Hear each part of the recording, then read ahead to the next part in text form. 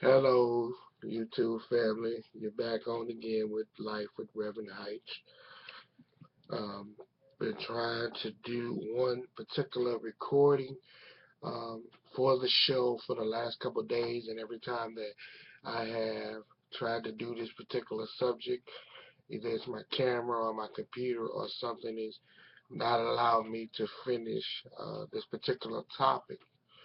Uh, but as we begin to talk about life tonight, and life is hard sometimes. Life gets hard sometimes. Situations make your life hard sometimes. Losing your job and different things that's going on in your life, you begin to think about different things that's going on. See, a lot of times when you go through life situations, you have to realize that sometime and a lot of times that it's more than just you that you have to look out for in your life. Because once that you get married and you have children, I can remember when me and my wife were just dating, and we would go out almost every day when she got paid or I got paid. We would go out almost every day and night. There wasn't a restaurant that we couldn't afford. There was not a restaurant that we didn't go to. But now, as you begin to get children and your life begins to change, and there's nothing wrong with having children, but certain things in your life you have to change for to help your children too. And as the older they get, it seems like things get more expensive in your life when it comes to your children. Uh, uh, as they get up in high school and their senior years, and then that's when all the real expenses kick in because they want this for prom, they want that for prom, which is nothing wrong with it, but it just changes your life as an adult. A lot of things that we used to do when we were children we just can't do anymore because now it's more than just you. There's your wife, there's your children, then you got bills, your house note, your car note, your utilities, and all these things that's going on in your life that you say, wow, as a child, you never thought that, some things that you would see, some things that you would go through as you were growing up, losing loved ones, that'll change your life. Losing, sometimes when you change your Christian life, that you will lose certain friends that you had in your life a lot of times. I've learned that even in my years of my Christian walk, it's still certain things still get hard for you a lot of times. You think that once that you become a Christian that things get a little easier for you, but I have learned in my 40 some years that it don't get easier because it seems like the devil is testing you to see what are you going to do when troubled times come your way. And I'm here to tell you that troubled times can come your way, but the thing about it, you got to know how to handle it. And the one remedy that I've always said is that we have to allow God to be in control because a lot of times if man is in control of the situation, if man is in control of your life, you as that man is going to go wrong each and every time. But if you allow God to be in control of your life, if you allow God to be part of your life, then what begins to happen is that God begins to work things out in your favor. But we have to stay on the right track.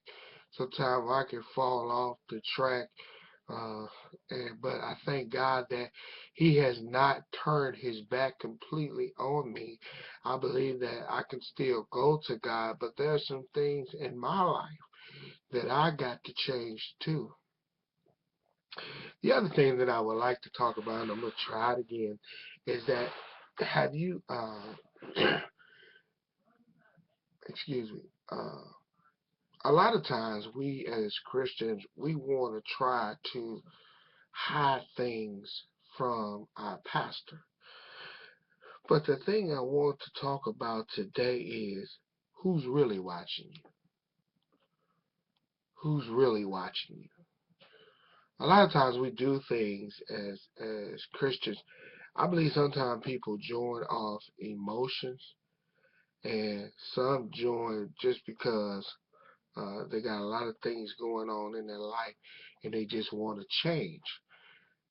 There's nothing wrong with joining church out of emotions. There's nothing wrong with joining church because you want some things to change. But I am here to tell you that a lot of times we try to hide things from our pastors, our bishops, our apostles, or whatever you are under. You don't want the pastor to know that you're going to the nightclub. You don't want the pastor to know that you are a drinker, or you don't want the pastor to know that you use drugs, or you don't want the pastor to know that you cheat on your husband or your wife. You don't want pastor to know some things. But I'm here to tell you today that who is really watching you. And the thing about it is you have to ask yourself, who is really watching me? Because while I'm trying to keep things away from my pastor, one person that I gotta really be concerned about is God. Because if while you worried about trying to keep things from your pastor, God sees everything. God knows everything. And he's everywhere that we go. So even though you cannot change your life overnight, and I don't never want anybody to think that in your life you could change things overnight in your Christian walk, because you will not be honest with yourself and others.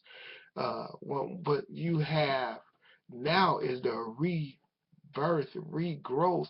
Now it's time for you to learn things over again.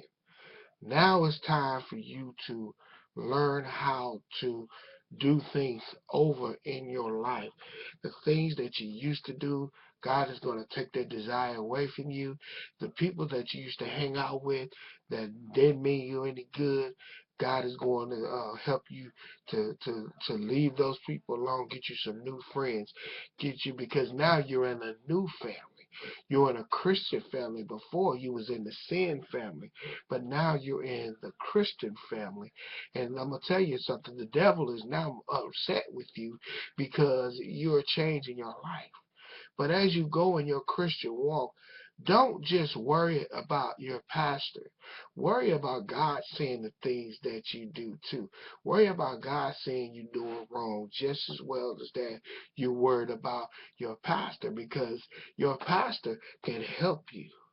He can't put you in heaven or hell, but he can help you. He can teach you how to stay on the right track, how to stay on the right pathway, how to stay on the right road. He can teach you these things. Your pastor is the one that's going to help you with your situation. Your pastor is